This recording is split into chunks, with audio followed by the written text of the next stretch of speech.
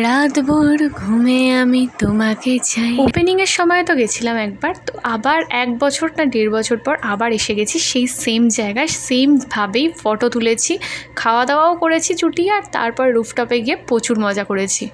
দেখতেই জায়গাটা এত চমৎকার লাগছে, মনে হচ্ছে না কী জায়গাটা? হ্যাঁ, এই জায়গাটা হচ্ছে দেশি লেন। দেশি লেন তো অনেক জায়গাতেই খুলে গেছে, এই দেশি লেনটা হচ্ছে মধ্যমগ্রামে, এয়ারপোর্ট যাওয়ার ঠিক আগেই।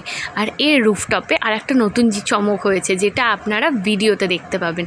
এই যে রুফটপে আমরা ঢুকলাম, তারপরে দেখুন গরমের জন্য কি সুন্দর জলটাকে, মানে সেই রেন ফরেস্ট টাইপের হয় না, যেমন ইকো পার্কে আছে রেন ফরেস্ট, সেই রকম টাইপের ভাব বেরোচ্ছিল, দারুণ। মানে শুধু এই পোর্শনটার থেকে না, মানে এই যে ব্যারিকেডটা আছে চারিদিকের ব্যারিকেড থেকেই এই রকম জলের ফোয়ারা বেরোচ্ছে, বাষ্প টাইপের, ভীষণ সুন্দর লাগছিল। আর রাত্রিবেলা নিজের চোখে দেখার তো মজাই আলাদা, বিশ্বাস করুন।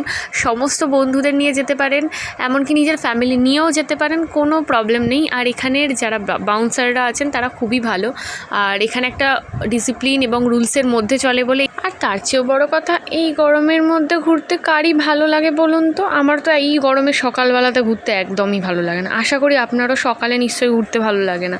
এই রকম রাত্রিবেলা এত সুন্দর প্রাণবন্ত সফিস্টিকেট একটা জায়গায় যেতে ভীষণ মন চায়, তাই গেছিলাম।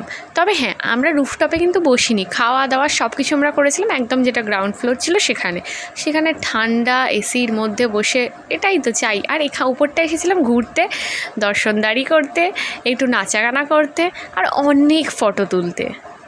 আর এই সময় একটা গান হচ্ছিল, তার তালে তালে আমি একটু ঢং করছিলাম, নাচছিলাম। আর আমার তো নাচের ফিগার করতে সবসময়ই ভালো লাগে, মানে যদি গান চলে সেরকম ভাইবের, তো একটুখানি নাচ করছিলাম। সারাদিনে অফিসের ক্লান্তির পরে এইটুকুনি রিফ্রেশমেন্ট কখনো কিন্তু ভীষণ দরকার হয়ে পড়ে, কেননা এত প্রেশার, এত জার্নি, তারপরও নিজের পড়াশোনা।